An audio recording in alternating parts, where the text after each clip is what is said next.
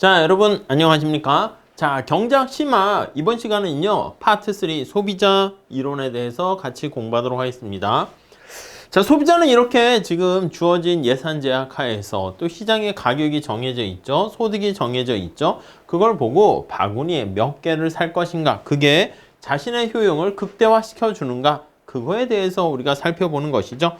자, 세부적인 챕터를 보시면 한계 효용 이론, 무차별 곡선 이론, 현시선호 이론, 소비자 이론의 응용, 기대 효용 이론 이렇게 있는데 무차별 곡선 이론이 가장 내용이 많습니다. 나머지들은 중요한 거 중심으로 우리 한번 살펴보도록 할게요. 한계 효용 이론은 기본적으로 이제 기술적 효용을 전제로 해가지고 효용과 무차별 곡선 얘기하는 거, 총 효용과 한계 효용 이런 얘기인데 넘어가시면 될 것 같고요. 자, 그 다음 이제 소비자의 균형과 관련해서 일원당 이런 것들도 약간 필요하지 않고 넘어가셔도 될 것 같습니다. 가치의 역설 이것도 그냥 상식으로 봐주시면 되겠어요. 자, 그래서 무차별 곡선에 대해서 먼저 살펴볼게요. 우선 소비자의 이론에서는 우리가 목적식이 있고요. 그리고 이렇게 제약식이 있다는 것을 아실 겁니다. 목적식은 효용을 극대화하는 거죠. 유틸리티. XJ랑 YJ를 구입한다 라고 했을 때 주어져 있는 예산 제약 하에서 소득을 M이라고 하기도 하고요. I라고 하기도 합니다. 그래서 얼마짜리 하는 XJ랑 얼마짜리 하는 YJ를 구입을 하는가, 이렇게 정리를 하시면 되겠죠. 자, 그래서 먼저 우리가 첫 번째 보셔야 될 거는 저 효용 함수를 나타내는 무차별 곡선, 이거를 뜻합니다. 자, 무차별 곡선의 가장 첫 번째 요거 볼까요? 무차별 곡선이라는 것은 선호를 반영하는 효용 함수를요, 또 다른 시각으로 살펴보는 것인데요. 기본적으로 원점에 대해서 볼록하면서 우하향하는 형태가 일반적이다라고 할 수가 있겠죠. 자, 이것을 인디퍼런스 커브 이렇게 나타내고요. 자, 이 무차별 곡선을 우리가 거기에도 나와 있듯이 XJ랑 YJ가 있으면 이렇게 동일한 효용을 주는 상품 묶음들의 집합이 되는 것이고요. 여기에서 여기 나와 있는 것처럼 A와 B를 이렇게 살펴보면 A와 B는 상품에 담겨있는 상품의 개수는 다르지만 효용은 똑같다라는 것을 알 수가 있습니다. 자, 그래서요, 우선 거기 보시면은요, 한계 대체율의 의미 나와 있잖아요. 그거 한번 좀 보도록 하겠습니다. 자, 이 접선의 기울기가 한계 대체율이다 라고 얘기한다고요. MRS 잘 보시죠. XY, 저는 직관적으로 말씀드렸어. 자, XJ를 얼마나 소중하게 생각하는가 그 정도라고 제가 말씀드렸는데 거기 추가적인 설명이 나와 있어요. 자, 얘가 동일한 효용을 유지하면서 X를 증가시켰을 때 Y를 얼마나 교환하려고 하는가, 이거잖아요. 거기 보시면 1번에 X가 2개, 2고요. 2개 증가시켰을 때 Y가 6개 감소하게 되면 동일한 효용을 유지하면서 X를 2단위 증가시킬 때 감소시켜야 되는 Y의 수량이 6단위가 된다는 거니까 XJ 1개랑 YJ 3개가 같다, 그런 의미예요. 그래서 얘가 바로 3이다 이렇게 되면 XJ를 YJ보다 나는 3배 더 좋아한다, 이렇게 봐주시면 되겠습니다. 오케이. 자, 그 정도 정리하시고요. 그래서 우리가 얘를 뭐라고 표현합니까 하면 이렇게 쓰지 마시고요. XJ에 대한 한계 효용을 YJ에 대한 한계 효용의 비율로 이렇게 나눠준 것이다, 이렇게 정리를 한번 해보시면 좋겠습니다. 오케이, 그 정도 봐주시고 다음, 자, 무차별 곡선이 바로 선호를 나타낸다 그랬습니다. 거기 참고 보시면 선호와 무차별 곡선 이렇게 나와 있죠. 자, 이 무차별 곡선과 선호 나와 있는데 무차별 곡선 2개가 나와 있습니다. X랑 Y가 있는데 거기 보시면 자, 검정 색깔이 인디퍼런스 커브 A 이렇게 나와 있고요. 빨강이라 할까요? 빨간 색깔이 이런 식으로 되어 있습니다. 인디퍼런스 커브 B. 저는요, 개인적으로 XJ를 한 단위 증가시켰을 때 이렇게 보는 게 좀 좋긴 한데 책에서는 오히려 거꾸로 갔어요. 헷갈리지 않도록 하세요. 저는 XJ 한 단위 증가시켰을 때 A는 YJ 이만큼 포기할 생각이 있는데 B는 YJ 요만큼 포기할 생각이 있으니까 A가 XJ를 훨씬 더 소중하게 생각하는 것이고요. 이거를요 우리가 여기 나와 있는 것처럼 접선의 기울기로 표현하게 되면 무차별 곡선에 자 MRS로 나타낼 수 있겠지. 그래서 MRS XYA가 MRS XY B보다 A가 훨씬 크다라는 것을 알 수가 있습니다. 자, 그래서 동그라미 3번 밑줄 치세요. 상대적으로 MRS가 크다라는 게 무슨 의미다? 다시 여기다 정리할게요. MRS XY는 자, XJ를 좋아하는 정도 이렇게 보시면 되겠습니다. 선호하는 정도. MRS가 크다는 것은 XJ를 훨씬 더 상대적으로 좋아한다 이런 뜻입니다. 그러니까 누가 A가 B보다 XJ를 더 좋아한다. 동그라미 3번 있죠? 예, 그렇게 보시면 되겠습니다. 자, 무차별 곡선의 볼록성이다 이렇게 나와 있는데 여기다 그대로 한번 해보도록 하겠습니다. 자, 무차별 곡선의 A와 B점은요 한 재화의 수량에만 많은 극단적인 재화 묶음을 가지고 있어요. 자, 우리 기본 강의 시간에 이렇게 말씀드립니다. 무차별 곡선이 이렇게 있어. 효용 20을 주는 상품 묶음. 오케이. 자, 그러면 여기는 A라고 할까? 여기는 뭐 책에 있는 거랑 비슷하게 B라고 할게요. 자, 효용의 방법이 어떻게 있냐면 곱하기 식으로 되어 있다라고 할게요. 자, 그래서 X랑 Y의 곱이야. 그럼 X가 1이면 Y는 20이고요. X가 20이면 Y는 1 이거 아니겠습니까? 근데 이렇게 A와 B 극단적인 것보다는 자 골고루 선호를 하는 거야. 밑에도 나와 있는 것처럼 거기서는요 2와 10, 6과 6, 10과 2 극단적인 경우보다는 6과 6이라는 골고루 가지고 있는 거기 보시면 여기 2라고 해놨는데 책에는 이게 선호가 효용이 더 높다 이렇게 되는 거예요. 그 정도까지 하시죠. 자, 그래서 다시 정리해 보면요. A와 B를 연결, 선형 결합한 점은 A와 B점을 연결하는 직선으로 나타낼 수 있대. 여기도 나타낼 수 있겠지. 여기에서도 이렇게 저는 이제 기본 강의 때 했던 예를 들어서 하려고 이렇게 효용 20을 했는데 뭐 책대로 그냥 보셔도 됩니다. 뭐 상관없어요. 자, 그랬을 때 5번 소비자가 극단적인 재화 묶음보다는 다양한 재화의 묶음을 더 선호한다. 자, 무차별 곡선이 이렇게 원점에 대해서 얘기하는 거지. 볼록성이다. 라고 하면 다양한 골고루를 더 선호한다. 네, 이렇게 봐주시면 되겠습니다. 오케이. 네. 자, 그 정도 체크하시면 되겠고요. 그 다음 페이지에 참고, 선호 변화와 무차별 곡선 나와 있는 거 보이십니까? 여러분, MRS가 크다라고 하면 XJ를 되게 선호한다라고 제가 말씀을 드렸죠. 여러분들은 광고 같은 경우 보면 여러분들이 좋아하는 아이돌 그룹이라든가 좋아하는 연예인이라든가 뭔가 성공한 사람이라든가 이런 사람들이 나와서 광고를 해요. 물론 이제 이미지가 좋은 사람들이 나와서 해야 되겠지. 그때 여러분들께서는요. 그 광고를 보게 되면 만약에 누구랄까 유재석?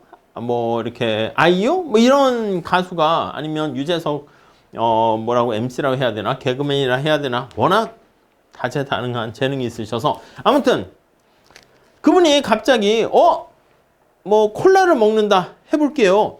그러면 당연히 나도 그걸 먹고 싶어지는 무슨 말씀인지 아시겠죠? 그러니까 광고의 기능이라는 게 사람들에게 정보를 제공하는 기능도 있는데 뭔가 자꾸 꼬시는 기능이 있어. 그걸 설득하는 기능이 있다라고 얘기합니다. 자, 그래서 거기 보시면 1번에 여러분 어떤 걸 더 좋아한다라는 선호는 시간이 가면서 나이가 들면서 변화할까요? 변화하겠지. 사랑도 변하고 기준이 달라지는 거 아니겠습니까? 근데 우리 이렇게 할 거야. 우리 수험경제학에서는 선호는 변하지 않는다. 이렇게 전제를 깔고 얘기할 겁니다. 오케이? 사람은 안 변해. 뭐 이런 거야. 자, 1번. 나이와 교육 수준이 변하거나 기업의 광고에 의해서 개인이 좋아하는 재화는 바뀔 수 있습니다. 무차별 곡선은 개인의 선호를 나타내는 건데 선호가 변하게 되면 이게 어떻게 된다? MRS가 변하게 되는 것이고 MRS의 변화는 뭐다? 무차별 곡선이 변한다. 이렇게 보시면 되겠습니다. 자, 그래서 기업이 대대적인 광고를 했습니다. 광고. 자, 어떤 걸 광고했냐면 엑스제를 대대적으로 광고했다. 이렇게 한번 해볼게요. 이렇게. 이해 가시겠습니까? 그러면 X제를 선호하는 A와 같은 사람이 되잖아. 그러면 B의 습성을 지니는, 성향을 지니는 사람이 A와 같은 사람이 되면 어떻게 돼요? 무차곡선이. 그치? 기울기가 가파르게 회전 이동한다 라는 것을 알 수가 있습니다. 이해 가시죠? 밑에 그림도 잘 나와 있습니다. 4번에 X제를 더 선호하게 되면 X제 한 단위를 얻기 위해서, 소비하기 위해서 포기할 용의가 있는 Y제 양이 훨씬 더 많아집니다. 오케이? X제 한 단위를 소비하기 위해서 포기할 용의가 있는 Y제 양이 많아지게 되면 오른쪽 그림에서 나타낸 것처럼 무차별 곡선은 더 급경사가 된다. 오케이? 그 정도 봐주시면 되겠습니다. 자, 그 다음에 우리 여러 가지 효용함수를 잘 보셔야 됩니다. 이거는 여러분들이 제가 기본 강의 때 말씀드렸으니까 그걸 잘 보세요. 밑에 특징들. XY의 고배 형태인데 가중치로 알파, 베타 이렇게 주어져 있고요. 동조적인 특성을 지니고 있습니다. MRS 계산하셔야 되고요. 자, 그래서 다음 페이지에 이게 동조함수, 동차함수 그렇게 나와 있는 내용 좀 한번 보도록 할게요. 자, 여기서 심층 연구 나와 있는데요. 자주 나옵니까? 아니요, 잘 안 나와요. 그냥 우리가 하는 것은 뭐 동조적인 성격을 지녔다. 그래서 원점을 통과하는 방사선에 있을 때 접선의 길이가 똑같다 이렇게 보시면 되고요. 물론 이제 준선형 효용함수나 그런 것들은 다르기 때문에 요즘은 거기까지 해야 되는데 우선 동조적인 특성이 뭔가만 보시면 됩니다. 자, 아무튼 거의 정의를 볼게요. 함수 fxy가 임의의 0이 아닌 실수 t에 대해서 다음과 같은 관계가 성립할 때, 아니 함수가 x에다 t배, y에다 t배를 이렇게 해줬습니다. 근데 이게 전체 함수에 대해서 x, y인데 이거에 대해서 r승 이렇게 되면 이걸 뭐라 그러냐면 거기 보시면 1차, 2차 이런 얘기 하잖아. 요거는 r승, r차니까 이게 바로 r차, 거기 1번에 나와 있죠. 동차 함수이다 이렇게 얘기합니다. 이렇게 정의를 내린 거야. 함수의 정의를 함수라고 한다. 오케이? 이해 가시죠?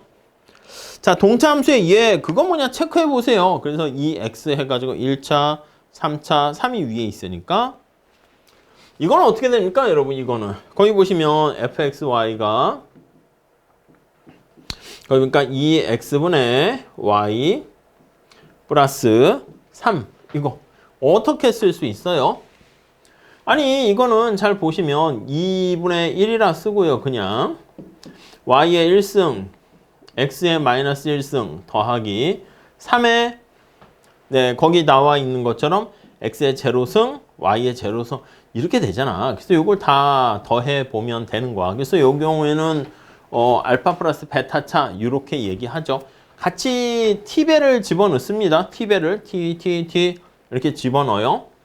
이해 가시겠죠? 자, 그러면 0승 해서 아무런 왜냐면 xy에만 영향을 미치니까 여기다가만 이렇게 쓸까? 여기다 씁시다. 그러면 아니 여기다 t를 넣으니까 ty 그 다음 2tx 이렇게 t배 증가 3에는 t 안 합니까? 안 하죠. xy에다가 2배 증가, t배 증가시키는 거잖아. 이렇게 된다고.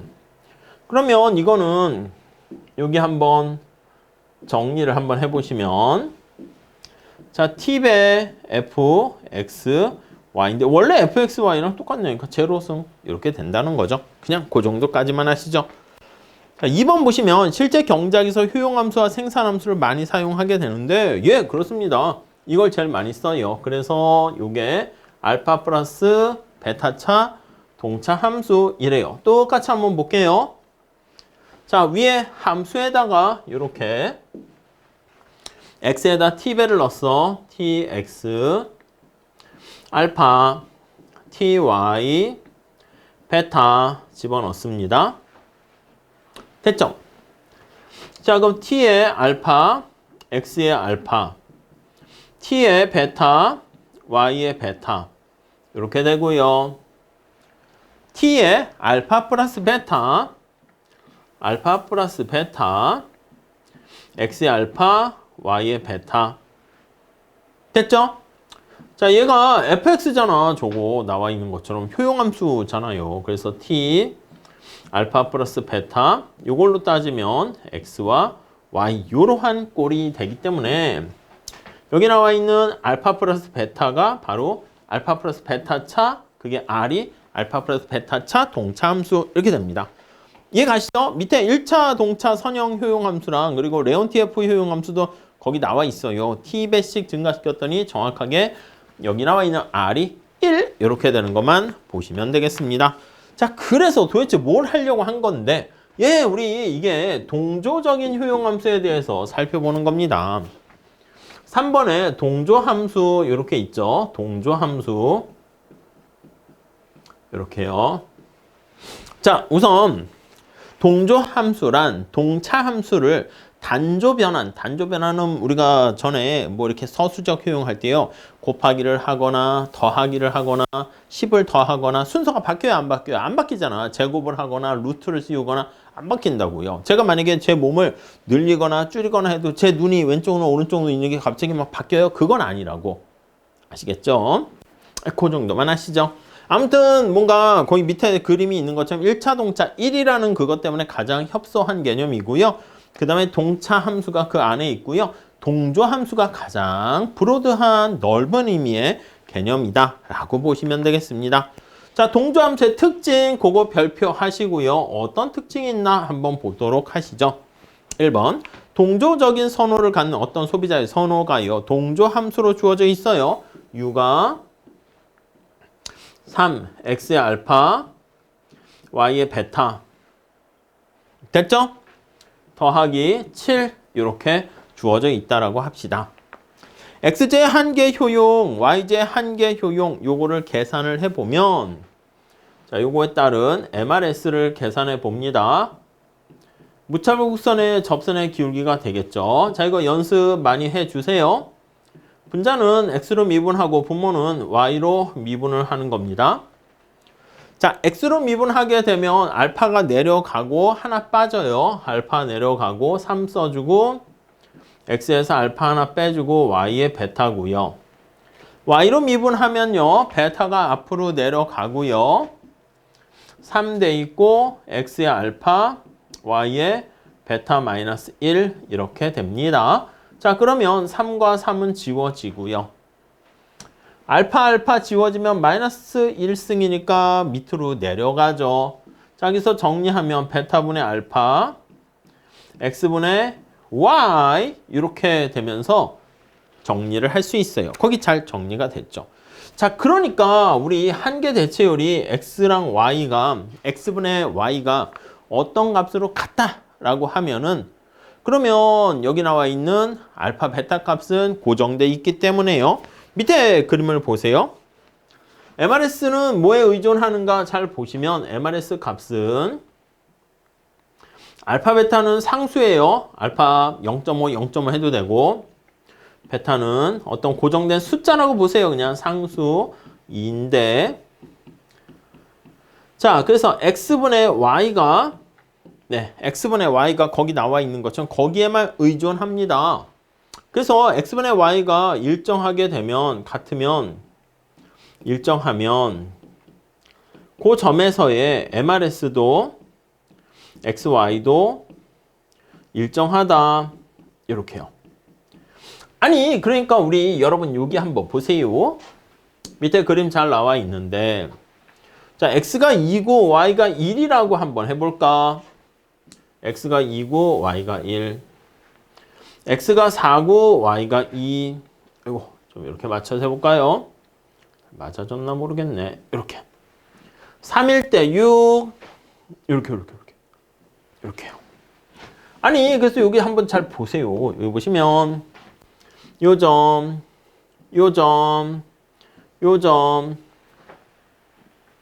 X가 2일 때 1, 4일 때 2, 3일 때, 아니 3일 때래. 여기가 3이죠.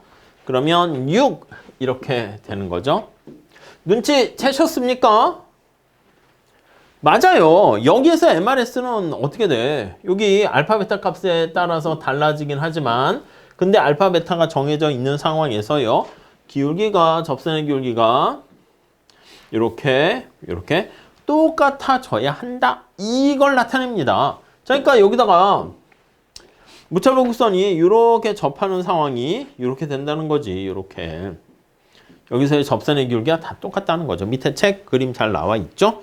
자, 그래서 4번에 별표하세요. 효용함수가 동조함수가 되면 소득소비 곡선 원점에 대해서 평행하게 예산선이 변하는 거잖아. 항상 원점을 통과하는 직선의 형태가 된다.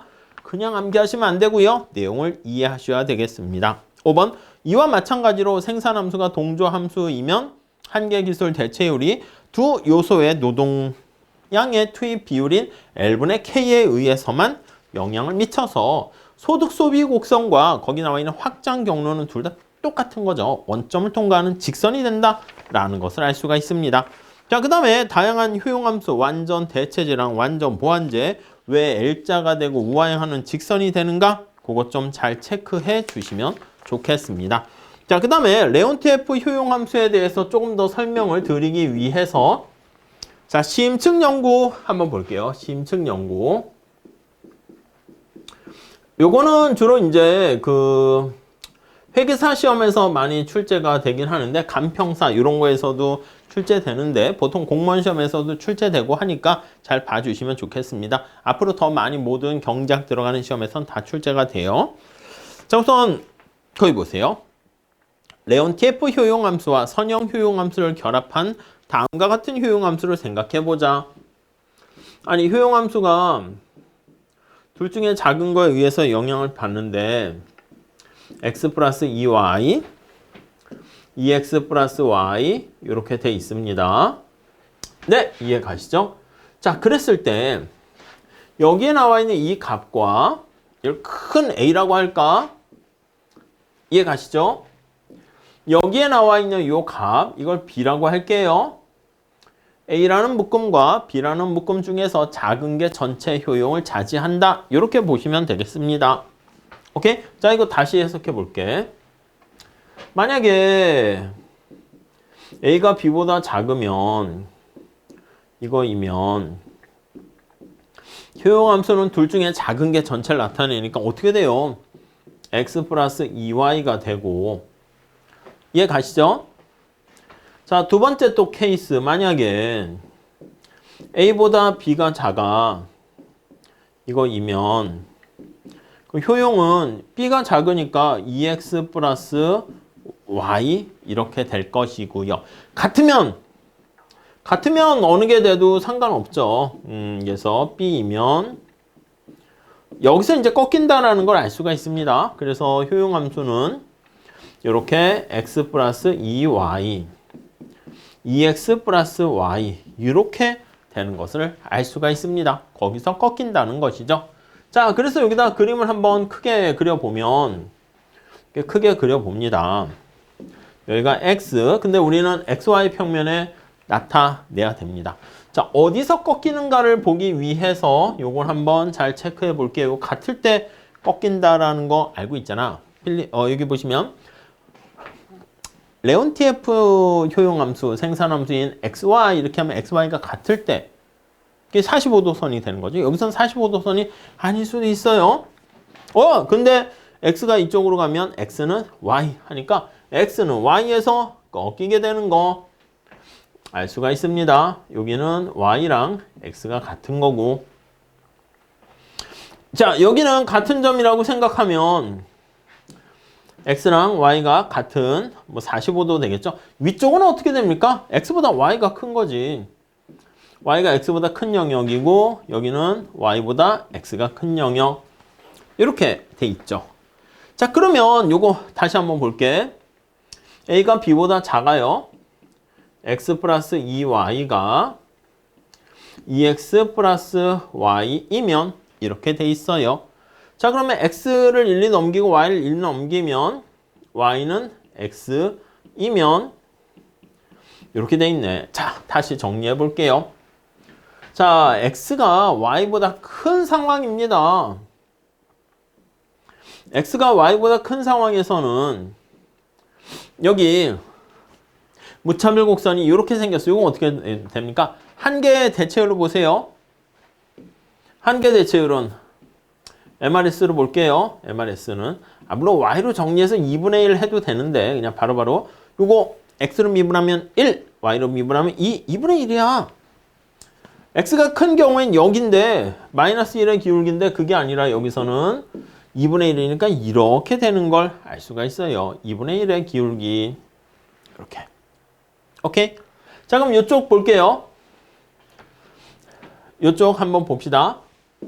여기는 자, y가 x보다 큰 상황이야. 이쪽 영역이지. 이쪽 영역. 이쪽 영역에서는 y는 마이너스 2x 하니까 mRS로 살짝 기울기만 표시하면 2 이렇게 됩니다. 밑에 그림 잘 그려놨어요. 2니까 기울기가 이렇게 가파르게 되겠죠. 이런 건 여러 개 있겠죠. 이렇게도 있고 이렇게도 있고 이렇게도 있고 저도 몇 개 그릴까? 이렇게 있고 이렇게 있고 이렇게 있고 이건 기울기 2분의 1, 얘는 기울기 2 이렇게 되겠죠. 자, 밑에 그림 잘 나와 있습니다. 밑에 사례 2도 똑같습니다. 사례 2도 둘 다 기출문제인데 요거랑 똑같게 정리해서 표현하면 대신 효용함수가 2x 돼 있으면 어떻게 됩니까? 여러분, 효용함수가 만약에 2x야. x에 의해서만 영향을 받아. y는 증가해봤자 효용에 아무런 영향이 없어. y제에 대한 한계 효용이 빵이야. 어떻게 돼? MRS는 x에 의해서만 영향을 받기 때문에 무한대가 됩니다. 그래서 무차별 곡선은 수직이 된다라는 것을 알 수가 있습니다. 오케이, 이해 가시겠습니까? 예, 요 정도 정리하시면 되겠습니다. 자, 그리고 거기 나와 있는 준선형 효용함수 요거 좀 잘 체크하셔서 보시면 좋을 것 같고요. 자, 그 다음 사전 편찬식 선호가 있잖아요. 이거는 우선 첫 번째 제일 밑에 동그라미 5번 보세요. 사전 편찬식 선호에서는 2와 효용이 동일한 점이 없다 이렇게 나와 있는데 이거 당연한 겁니다. 여러분 살짝 생각해 보세요. 거기는 x랑 y라고 해놨는데 이렇게 한번 볼게. 자, 금메달하고요. 금메달, 은메달 이렇게 있어요. 은메달. 자, 그러면 여러분 생각해봐. 메달이 우리가 선택할 수 있는 점이 3개까지만 있다 합시다. 너무 많이 할 수는 없으니까. 은메달 셋, 그리고 금메달 셋. 이렇게 선택점이 있어요. 자, 그러면 뭐 거기도 비슷한 거인데 요 점이 가장 선호되는 점 아니겠습니까? 1등 점 아니겠습니까? 1등. 왜냐면 금메달이 1, 2, 3 1, 2, 3 이렇게 돼 있어요. 아니, 우리 랭킹을 정리할 때 이렇게 하잖아. 금운동 이렇게 해서 한다고요. 금운동. 자, 예를 드는 거예요. 뭐 1위는 어디를 할까? 뭐 미국 이렇게 있고 뭐 중국 이렇게 있고요. 또 어느 나라 할까? 좋아, 한국 예를 드는 겁니다. 뭐 일본 이렇게 있다고 해요. 그럼 미국이 금메달 뭐 한 그냥 뭐 70개, 60개, 뭐 60개, 중국은 한 50개, 그 다음에 뭐 40개, 20개 이렇게 있어요. 한국이 금메달 개수가 만약에 10개, 은메달은 3개, 2개 이렇게 있는데 일본이 여기 나와 있는 것처럼 금메달 개수가 9개, 100개, 500개 아무 소용없어. 이해가시죠? 사전 편찬식 할 때 뒤에 뭐 영어 단어나 우리나라 말도 길 상관없이 그냥 A, B, C, D 순서대로 A가 제일 앞에. 기억, 니은 그것처럼. 자, 그런 얘기야. 그럼 여기 어떻게 될까? 북한 이렇게 할까요? 북한은 여기 9개, 뭐 한 2개, 1개 이렇게 있다 합시다. 자, 그런데 북한이 만약에 여기 보시면은 북한 좀 너무한가? 아무튼 무슨 취지인지 아시겠죠? 자, 여기서 북한이 이렇게 돼 있다 그러면 하나 더 합시다. 뭐 북한 말고 뭐 꽝국이라 할게요. 꽝국. 얘네가 뭐 8개, 그 다음에 여기 보시면 200개. 아니, 너무 예를 들다가 좀 이상하게 됐어요.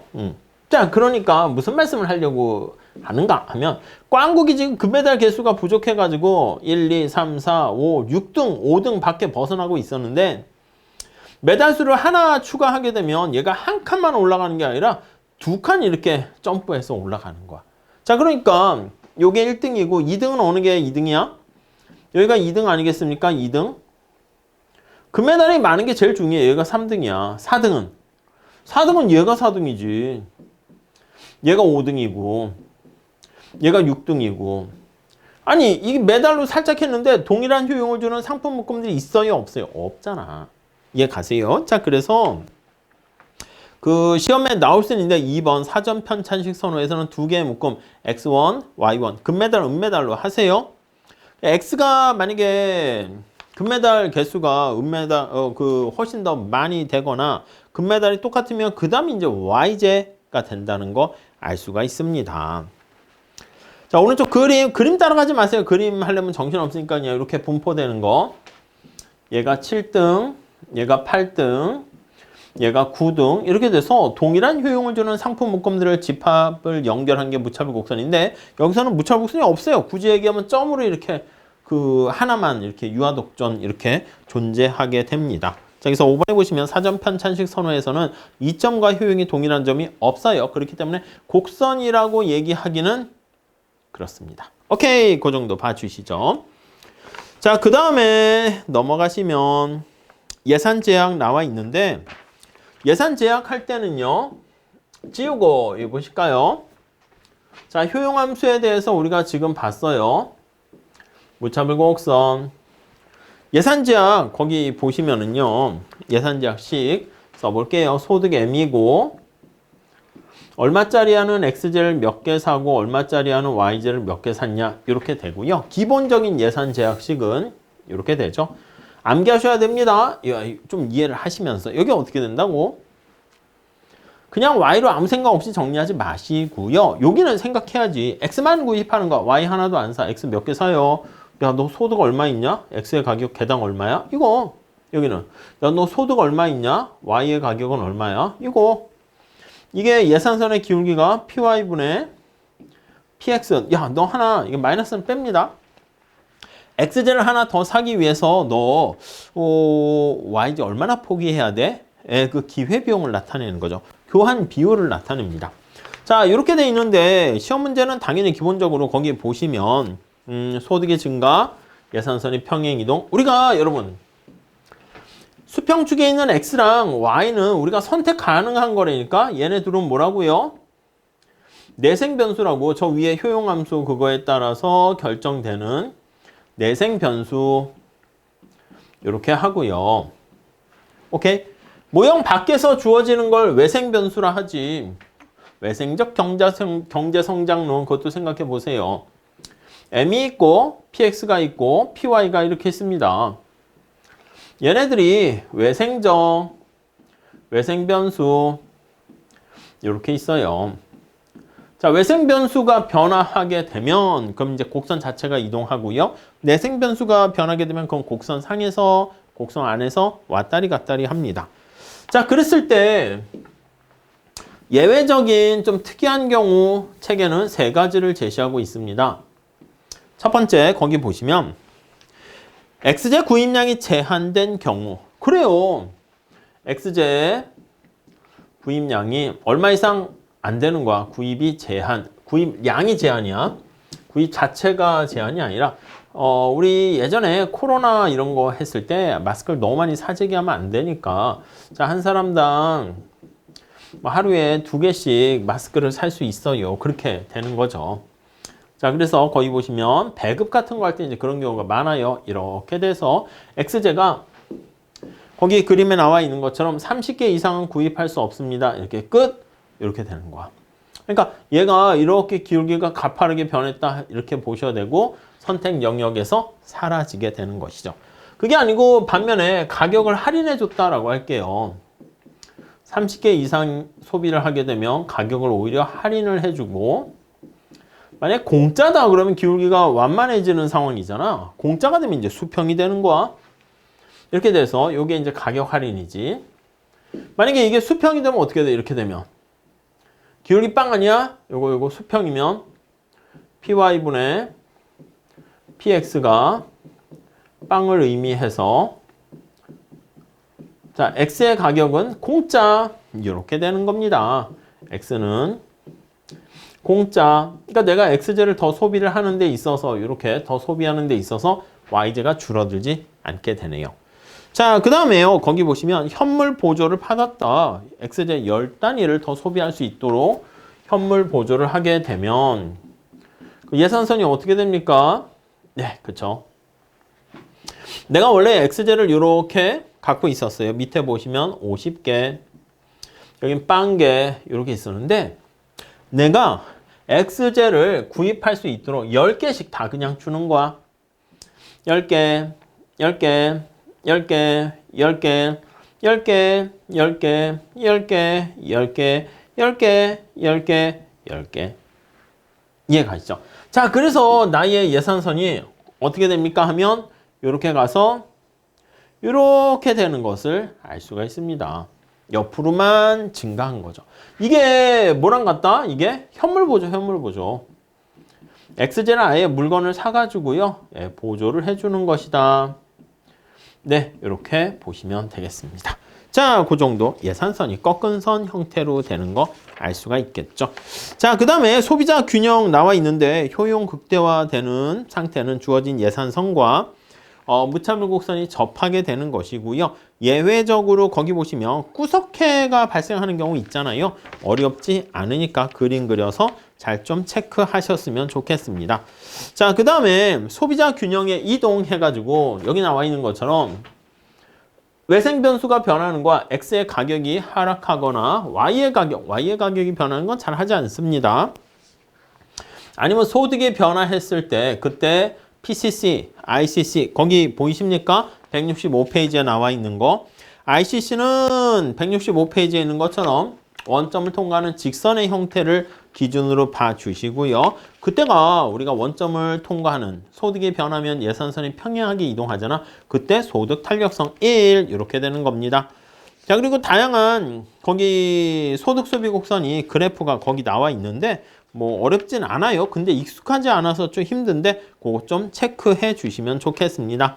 자, 다음 페이지 가보시면요. 가격 소비 곡선과 수요 곡선에서 PCC는 뭐야? P가 프라이스 컨섬션 커브입니다. 이 파트가 그래도 미시경제학에서 제일 어렵다라고 말씀을 드렸습니다. 이거는 뭐 심화 이게 아니라 이 내용 자체가 낯설고 자꾸 까먹게 돼요. 그렇기 때문에 기본 강의를 다시 들으시면서 한번 들었던 분들은 필기는 안 해도 되잖아. 그러니까 필기한 걸 보고 빨리빨리 체크해 보시면 될 것 같습니다. 자, 그림 7-18에 보시면 가격 탄력성과 PCC에서 PCC가 수평일 때 X에 대한 가격 탄력성이 1이다. 예, 거기에 초점을 맞추시면 좋을 것 같습니다. 여기까지 하고요. 그 뒤에 가격 효과를 소득 효과랑 대체 효과로 분해하는 작업 어려운 거죠. 보상 변화한다는 것인데 그 내용서부터는 다음 시간에 이어서 하도록 하겠습니다. 감사합니다.